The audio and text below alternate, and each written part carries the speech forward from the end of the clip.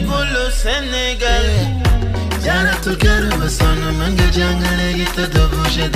Chers élèves, nous nous retrouvons encore aujourd'hui pour continuer à réfléchir ensemble et notre préoccupation du jour tournera autour du concept que vous voyez affiché ici au tableau, en l'occurrence celui de l'État.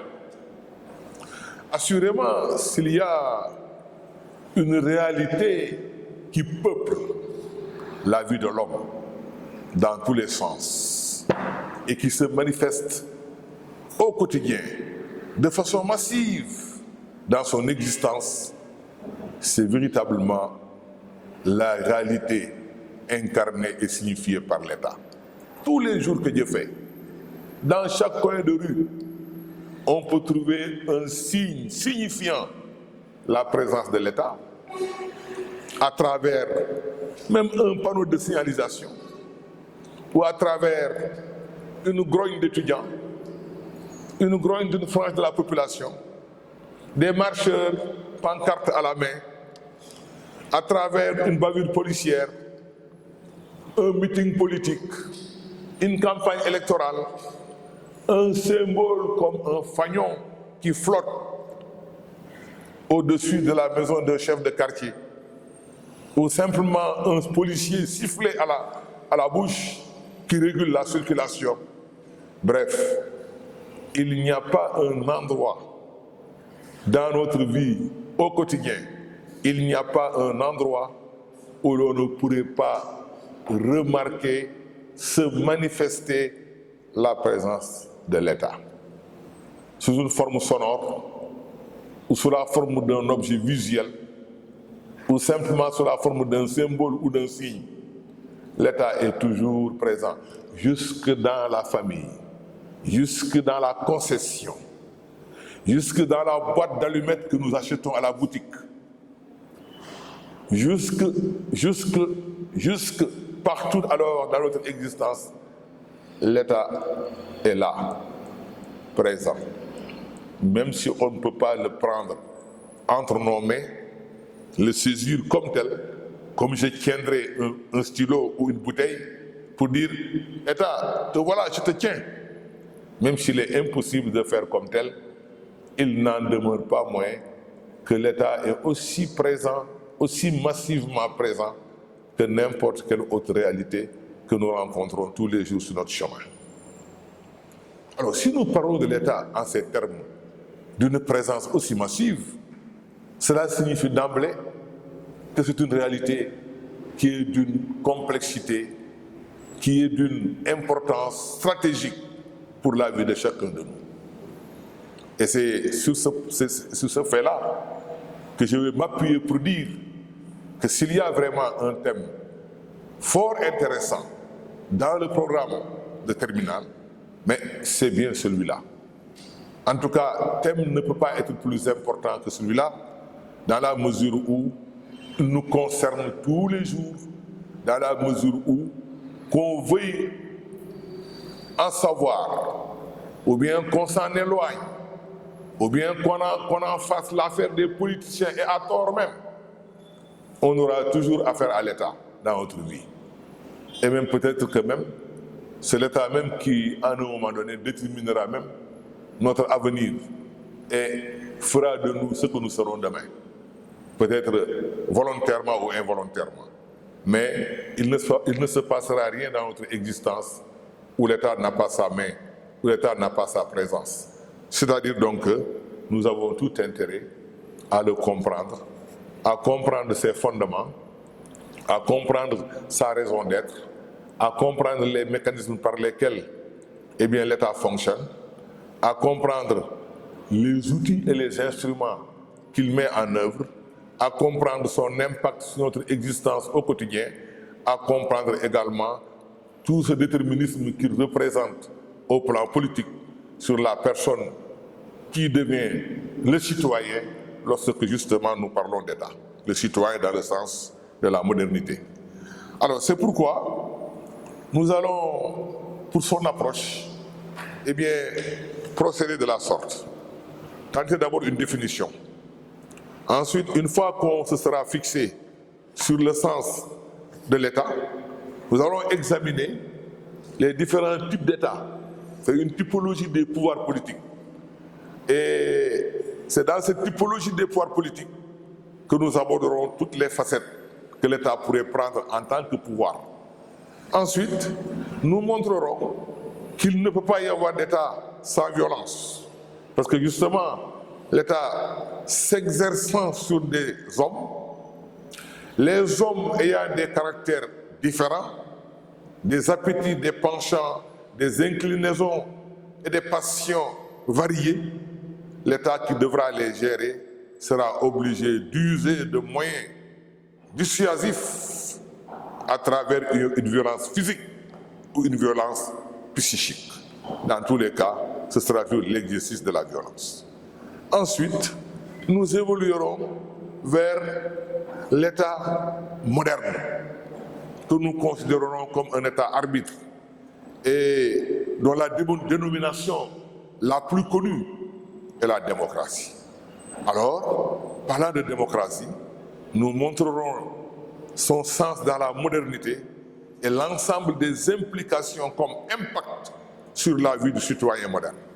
Voilà, grosso modo, en une heure, concentré ce que nous pouvons vous livrer sur l'État et vous donner l'occasion aussi de poser des questions auxquelles nous tenterons d'apporter des réponses dans une communication à la fois verticale et horizontale.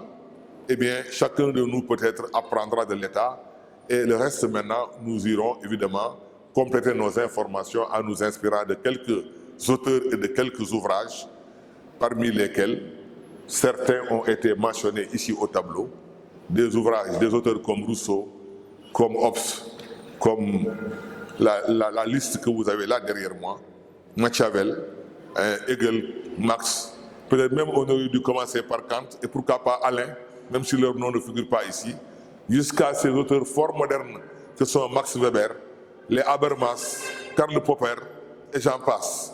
Tous ces gens-là, je pense d'ailleurs que nous avons réduit la liste à son strict minimum parce qu'il y a tellement d'auteurs, tellement de penseurs. Je ne vois pas seulement quelqu'un qui ait pu faire de l'anthropologie sociale ou de l'anthropologie politique sans avoir affaire à l'État. Voilà pourquoi nous avons mentionné. Et aussi, quelques œuvres, quelques ouvrages, parmi les plus saillants, comme ceux que vous voyez aussi mentionnés ici au tableau, ce sont ces ouvrages-là qui nous serviront de référence.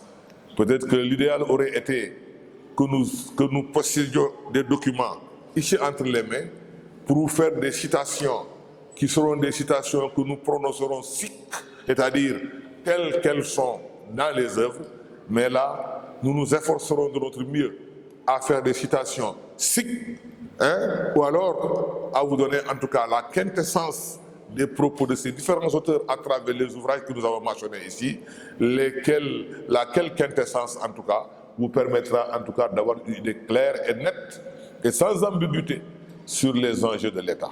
Voilà en somme la démarche et je crois que s'il n'y a pas de problème, on peut commencer la réflexion. Alors, on commencerait d'abord par risquer une définition. Et je pense que, sans exagération, s'il y a vraiment, je peux accepter que toutes les définitions fournies par les différents philosophes, depuis Aristote, l'Antiquité donc, jusqu'à nos jours, toutes les définitions qui ont été livrées sur l'État peuvent être des définitions acceptables, plus ou moins acceptables, en fonction du contexte intellectuel dans lequel se trouvaient ces penseurs et en fonction aussi des situations politiques concrètes que ces hommes vivaient. Les définitions qui ont été livrées ont été des définitions plus ou moins propres, en tout cas qui ont tenté autant que faire se peut de refléter le sens de l'État. C'est la raison pour laquelle je disais tantôt que toutes ces définitions-là peuvent être recevables.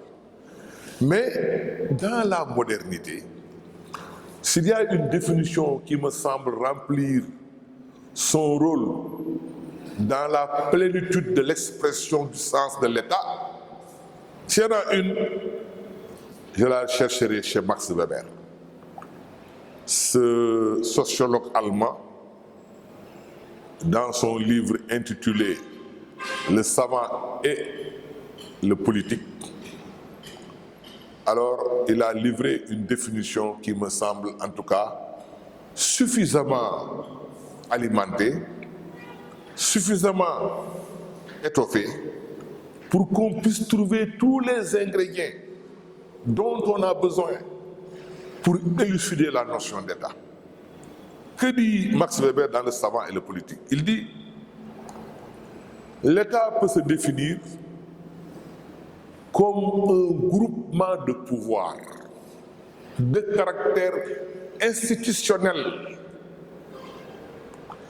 qui, dans les limites d'un territoire donné, monopolise la violence physique légitime. Fin de citation. Je peux répéter la définition parce qu'elle est très importante pour vous et cela vous permettra d'ailleurs de prendre note. Et à mon sens, chaque mot de cette définition, pesé et sous-pesé, peut nous ouvrir la voie d'un débat riche, d'un débat à travers lequel les méandres et les dédales de l'État pourraient être visités.